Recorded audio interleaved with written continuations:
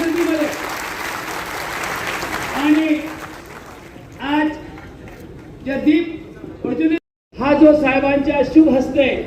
उद्घाटन झालं ते आदरणीय आजच्या कार्यक्रमाचे उद्घाटन। या कार्यक्रमासाठी मराठवाडा चे सहव्यवस्थापकीय संचालक महावितरण आदरणीय डॉक्टर मंगेश गोंदावले साहेब शहरामध्ये एक असे नवीन तरुण ज्या साहेबाच्या आदेशाला आम्ही आदेशाला पाळणारे जे आहात त्यामध्ये एक सैनिक आमचे सुभेदार डॉक्टर अरुण सिरसाट साहेब तसे दुसरे सन्माननीय उस्मानी साहेब आणि व्यासपीठावर ग्रामीणचे अधीक्षक अभियंता शहरचे अधीक्षक अभियंता आणि ज्या कार्यक्रमासाठी आज या कार्यक्रमाचे अध्यक्ष आमच्या संघटनेचे अध्यक्ष आदरणीय नागोराव मगर साहेब व्यासपीठावर कार्याध्यक्ष डी.एन. देवगतीजी आणि दुसरे आर.पी. ठोराजी लाड तात्याजी राज्य सचिव पावसाळा बागरेजी संघटन सचिव के.वाय. पगड त्यांचं यथोचित आम्ही सत्कार करू शकत नाही त्याबद्दल मी दिलगिरी व्यक्त करतो परंतु वेळेचं भान ठेवून थोड्या वेळामध्ये माझे प्रस्तावना करणार आहे। साहेब हे आपण पाहत आहे इकडे रेड इकडे येलो इकडे ब्लू म्हणजे हे आपल्या तीन फेस आहे हे तीन फेस आहे न्यूट्रल आपल्या हाती आहे साहेब न्यूट्रल आपल्या हाती आहे पूर्ण लाईन आहे एक पूर्ण लाईन आपल्या समोर आहे आपण कधी भी आता न्यूट्रल दिलं की लाईन चालू होणार आहे हा एक भाग आहे आणि आदरणीय ऊर्जा मंत्री महोदयांना आज या ठिकाणी मी साहेबांना जेव्हा मुंबईला भेटलो आदरणीय नितीनराव साहेबांनी खरा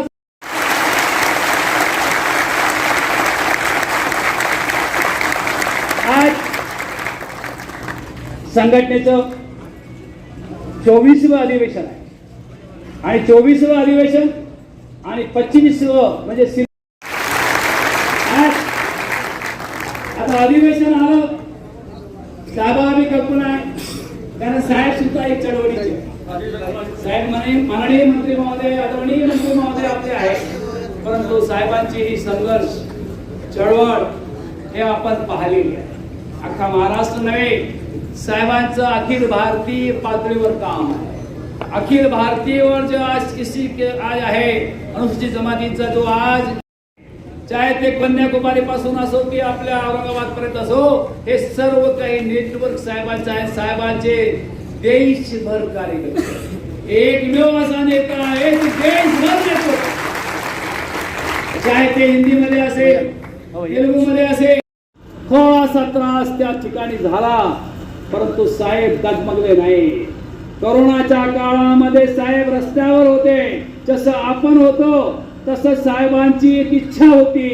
की आपण फ्रंट लाईन म्हणूनचा दर्जा द्यावा पडले सर्वप्रथम माननीय मंत्री महोदयांच्या तिथे आगमन पाहणी केली कसं आहे मुंबई हे 48 तासामध्ये आज बसलेले संचालक प्रकल्प नासिर खात्री साहेबाला सूचना करणारे एकमेव होते आपले सन्माननीय नितीनराव साहेब की मुंबई आगारात जाता कामा नाही तात्काळ मुंबई पूर्वत झाली पाहिजे एक 48 तासाचा टार्गेट होता वरती एरियरचा डोंगर आहे कर्जाचा डोंगर आहे किंवा कामाचा डोंगर आहे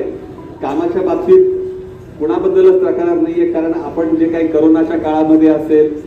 महापुराच्या काळामध्ये असेल जेव्हा सगळे इन्फ्रास्ट्रक्चर आपलं आडवं झालं होतं पावसाने असेल महापुराने असेल आणि ते आपण ज्या तत्परतेनं आणि क्षमतेनं परत एकदा उभं करून दाखवलं त्याला खरंच तोड नाही त्याच्यासाठी आपल्या सगळ्यांचं मनापासून कौतुक आहे परंतु त्याचबरोबर आपण हे जे आता जैनुद्दीन साहेबांनी सांगितलं की आपण रिकव्हरी करायसाठी तयार आहात किंवा त्यांनी ज्या काही मागण्या मांडलेल्या आहेत की आपल्याला अनेक गोष्टी करायच्या आहेत पण एक गोष्ट लक्षात घ्या की या सगळ्याच गोष्टीसाठी आपल्याला पैसे लागणार आहेत आणि पैशाचं स्रोत काही आपल्याला आणता येऊ शकत नाही शेवटी आपणही बघतो की एखाद्या घरात किंवा एखाद्याची परिस्थिती खालावत जाते बिघडत जाते अशा वेळेला काही आपल्याला कठोर निर्णय घ्यावे लागतात काही तातडीचे उपाय करावे लागतात या सगळ्या गोष्टी आहेत आणि त्याचाच एक भाग म्हणून आपण जे आता लोकांना टार्गेट दिलेले आहेत, कारण जसं आता मी हे सांगितलं की प्रत्येकाला आपण 20 रिसीटचं टार्गेट दिलेले आहे. शेवटी जर रिसीट आल्या तर आपली रिकव्हरी होणार आहे आणि रिकव्हरी झाली तरच आपले अनेक प्रश्न मार्गी लागू शकणार आहेत. तर त्यासाठी आपल्याला हे करणं गरजेचं आहे. साधं उदाहरण द्यायचं म्हणलं तर बऱ्याचदा आम्हाला जेव्हा आम्ही विचारतो लोकांना की तुमच्याकडे 20 रिसीट का होत नाहीत, कारण दिवसात दिसतो की 3, 4, 5 एवढ्या रिसीट होत आहेत. जेव्हा आम्ही याचा विचारतो तेव्हा आम्हाला असं उत्तर दिलं जातं की मग आम्ही फ्यूज कॉल पण अटेंड करतो, बाकीची कामं असतात. पण जेव्हा आपण ही कामं करतोय त्या माणसाला तरी बिल भरले की नाही घेता आपण बघू शकतो. कारण आपल्याला काम जेव्हा करायचं आपण सगळ्यांचे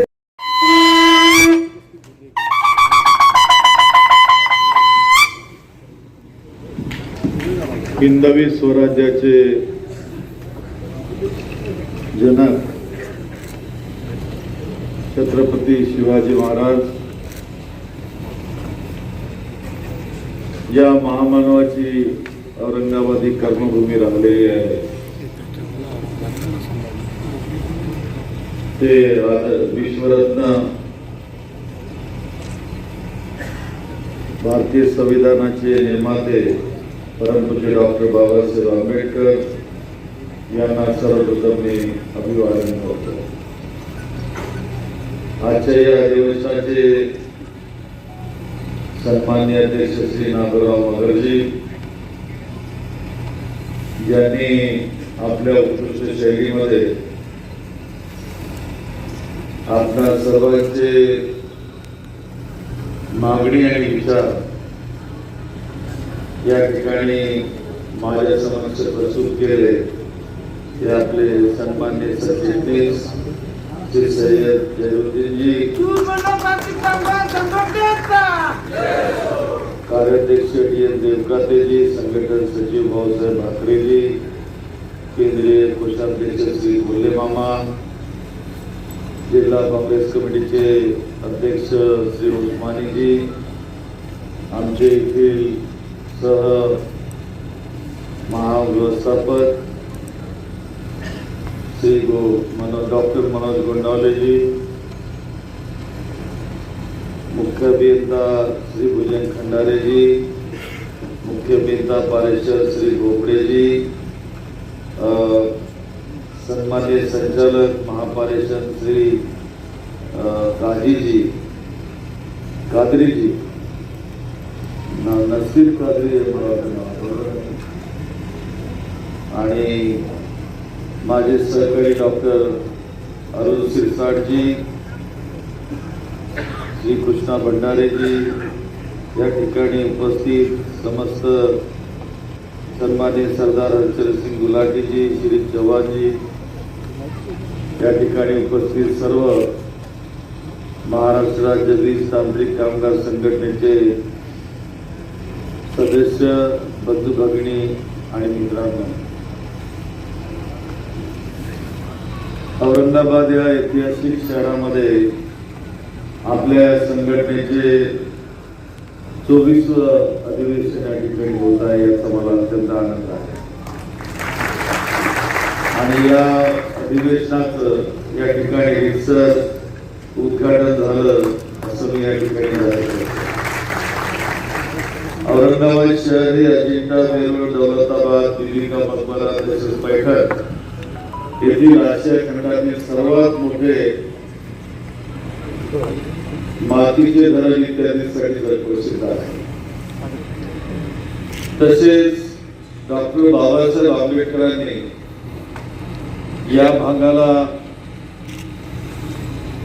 शिक्षणाची महाविद्येची कर्मभूमी म्हणून स्वीकारलं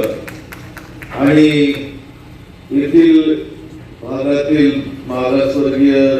अल्पसंख्याक विद्यार्थ्यांसाठी नागसेन येथे सन 1950 केली महाविद्यालयाची स्थापना केली. यापूर्वी येथील विद्यार्थ्यांना BA, BCom, BSc पदवी शिक्षण मिळण्यासाठी उस्मानिया विद्यापीठात जावं लागत असे हैदराबादला, अशी या भागाची पार्श्वभूमी आहे. या ठिकाणी तिन्ही कंपन्यांमध्ये जवळजवळ 40-50 हजाराच्या वर तांत्रिक कामगार कार्यरत आहे. वीज क्षेत्रामध्ये हे कामगार अत्यंत जोखमीने काम करतात. किंबहुना काम करताना काही चूक झाली तर त्याला माफी नसतेच. एक तर जीव जातो, नाहीतर कायमस्वरूपी अपंगत्व येते. अण्णाभाऊ साठे यांनी पृथ्वी ही शेषनागाच्या फण्यावर नसून कामगारांच्या तळहातावर तरली आहे असं म्हटलेलं होतं. हे जेव्हा देशाचे ऊर्जा मंत्री होते त्यावेळेला ते देशाचे कामगार मंत्री त्यावेळेला होते. आणि त्यांनी जसं ऊर्जा क्षेत्रामध्ये मोठे काम केलं तसं कामगार क्षेत्रामध्ये सुद्धा मोठं काम त्यांनी या ठिकाणी त्या काळामध्ये केलेलं आहे, आपण विसरू शकत नाही. आणि त्यामुळं वीज क्षेत्राचा डोलारा हा तांत्रिक कामगारांच्या तळहातावर बऱ्याच अंशी तरलेला आहे असे मला या ठिकाणी सांगायचं वाटतं. आणि त्याचं प्रत्यक्ष प्रात्यक्षिक या ठिकाणी शेख जमीर यांनी या ठिकाणी दिलं की एखाद्या ठिकाणी एखाद्याने जर वीज बिल भरलं नसेल तर त्याचं डिस्कनेक्शन आपण आपल्या बसलेल्या जागेवरून करू शकतो आणि त्याचं कनेक्शन सुद्धा त्या जागेवर आपण करू शकतो. भारताला 1947 साली स्वातंत्र्य मिळाल्यानंतर आपल्या देशाच्या वीज निर्मितीची स्थापित क्षमता 1360 मेगावॅट इतकी होती व दरडोई विजेचा वार्षिक वापर फक्त 6 युनिट इतकाच होता. परंतु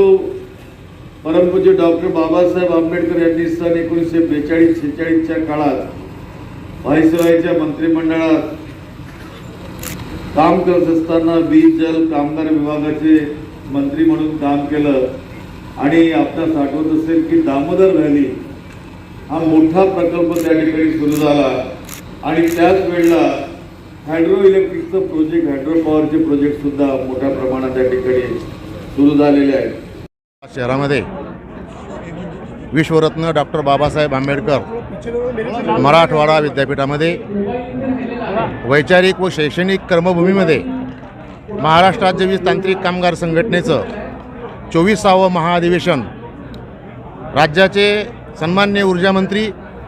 विदर्भाचे भूमिपुत्र डॉक्टर नितीनजी राऊतसाहेब यांच्या शुभ हस्ते उद्घाटन झालं. या कार्यक्रमाला औरंगाबादचे रिजनल डायरेक्टर सन्माननीय गोंदलेकर साहेब व त्यांचे सर्व सहकारी,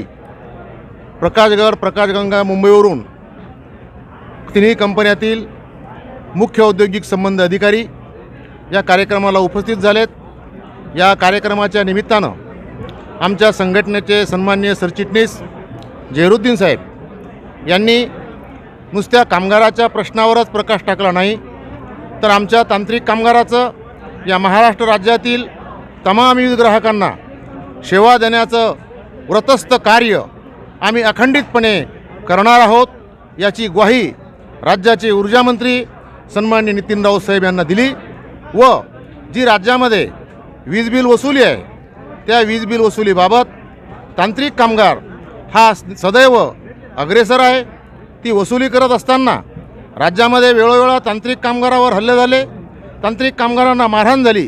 परंतु आपल्या कंपनीचं हित जपण्यासाठी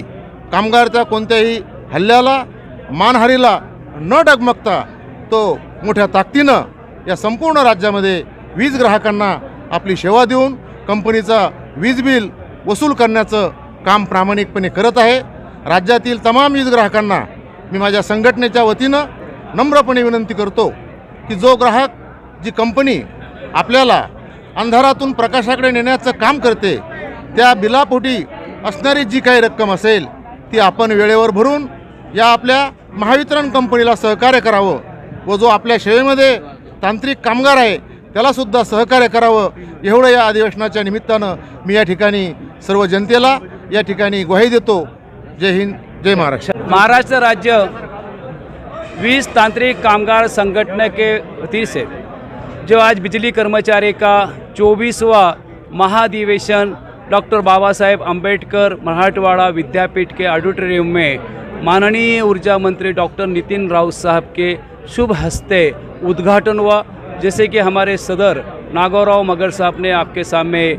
मुद्दा उपस्थित किया, महाराष्ट्र राज्य के तमाम तांत्रिक कामगार के वती से एक प्रश्न, मुख्य प्रश्न पेंशन का, कंट्रैक्टी कामगार का, ग्राम विद्युत सहायक का, आउटसोर्सिंग का, अप्रेंटिस का और सबसे महत्व वीज बिल वसूली के लिए जो एक 20 पावतियाँ 20 रिसीव्ड डेली लाने का जो एक तकादा प्रेशर डेवलप कर रहा है व्यवस्थापन, उसको नामंजूर करते हुए हमने कहा हेल्दी वातावरण के अंदर आप वसूली करिए, दबाव तंत्र न लगते 1/3 किंवा सस्पेंड करने का न करते हुए वीज बिल थकबाकी वसूली के लिए जैसा बैंक अदर दैन डिपार्टमेंट्स में सेपरेट डिस्कनेक्शन की यूनिट होता, डिस्कनेक्शन का गैंग रहती, वैसी महावितरण कंपनी के अंदर वीज बिल वसूली के वास्ते एक नया यूनिट स्थापन करे। उसको लगे दामनी नाम दे या क्या नाम दे, लेकिन वीज बिल वसूली उससे माध्यम से वो वीज चोरी या 0 to 30 के लिए पकड़ने के लिए भी वो अदर दैन एजेंसी के तरह से कामगारों को दबाव न डाले और जो ठेकेदारी की पद्धति से पूरे कामें हो रहे हैं, तो फिर डिस्कनेक्शन का एक अप्रिय काम हमारे माध्यम से क्यों ले रहे और प्रेशर डेवलप कर रहे। और ये जो कामगार है इनको 8 तास काम देने का जो फैक्ट्री एक्ट के हिसाब से 8 आवर्स होने के बाद में उसका जो फैक्ट्री अलाउंस में जो ओवर टाइम का मुद्दा है वो ओवर टाइम्स उनको मिलना चाहिए लाइन स्टाफ को। और मराठवाड़े के जो ऑपरेटर्स है ये 2017 से ओवर टाइम से वंचित है, उनको दिया जाए। और जो लाइन स्टाफ्स के फैसिलिटीज़, जो लाइन स्टाफ हमारा बांधव है वो ITI है, इंजीनियर है, डिप्लोमा है, डिग्री है, तो उनके क्वालिफिकेशन के हिसाब से इंटरनल नोटिफिकेशन निकाल के उनको देना चाहिए उनकी पोस्ट के हिसाब से। और जो नौकर भर्ती करने वाले हैं, जो सरल सेवा भर्ती जिसको कहेंगे, डायरेक्ट रिक्रूटमेंट कहेंगे, तो डायरेक्ट रिक्रूटमेंट में हम MSEB के जो कर्मचारी तीनों कंपनी के हैं उनको 5 से 10 तक का नौकरी में आरक्षण दे, क्योंकि उसका पिताजी अगर सर्विस पे है तो उसके बच्चे को फैसिलिटी उसके जो एलिजिबल है डॉक्यूमेंट्स वगैरह मेरिट सब करिए, लेकिन कहीं तो भी 10% के रिजर्वेशन अप्रेंटिस जैसा इन नौकरी में भर्ती करना चाहिए। और दूसरी सबसे इम्पोर्टेंस बात हमने ये किया है कि प्राइवेटेशंस का अभी पार्लियामेंट के अंदर बिल आने वाला है, तो महाविकास आघाड़ी जो गवर्नमेंट अपने पास है, तो ये महाविकास गवर्नमेंट की आघाड़ी ने उसको लागू नहीं करना। जैसा कि आज मालेगांव और टोरंटो कंपनी मुब्रा, शील, कड़वा इस जगह पे प्राइवेटेशंस है और ये प्राइवेटेशंस के लोग आज हज़ारों करोड़ों रुपए थका के भाग जा रहे, तो ऐसा न हो इसलिए MSEB के कर्मचारी पे विश्वास रखे और तांत्रिक कामगारों को विश्वास में लेके वसूली करे, ये हमारे आज मांगनी करे। और आदरणीय डॉक्टर नितिन राउत साहब ने हमारे जो कहे बहुत सारे प्रश्न प्रोसेस में है और मंत्रालय के अंदर हमारी केंद्रीय बॉडी जो है उनको डिस्कनेक्शन करने चर्चा करने के लिए मुंबई में बुलाने का वादा किया। और हमको खातरी है कि डॉक्टर नितिन राउत साहब निश्चित रीत्या हमको प्रश्न छोड़ेंगे। कोविड में जिस तरह से हमारे को वैक्सीन के लिए या 50 लाख रुपये हमारा जो मुआवजा है वो 50 लाख रुपये 30 और 20 टर्म इंश्योरेंस का ऐसा न करते हुए जितने 418 कामगारों ने जो शहीद हुए हैं कोरोना के अंदर उनको 50-50 लाख रुपए का मुआवजा मिलना चाहिए, जो टर्म इंश्योरेंस में से न मिलते हुए डायरेक्ट जैसा फ्रंट लाइन का जो दर्जा आरोग्य खाता, पुलिस खाता, ग्राम पंचायत और महानगर पालिका के कर्मचारी को 50 लाख मिले, वैसे 418 MSEB के कर्मचारी शहीद हुए, उनका देहांत हुआ, वो सब कर्मचारी के कुटुंब को 50 लाख का मुआवजा मिले, ऐसी मांगनी हमने यहाँ रखा। और माननीय मंत्री महोदय ने उसका स्वागत किया कि भाई हम निश्चित रूप से आने वाले काल के अंदर मंत्रालय में मीटिंग का आयोजन होगा और औरंगाबाद में सब तमाम तांत्रिक कामगार के वती से जो महाराष्ट्र में से जो भाई हमारे आए हैं वो सब का हम शुक्रिया अदा करते, मनपूर्वक से उनका अभिनंदन करते। धन्यवाद। जय हिंद, जय महाराष्ट्र।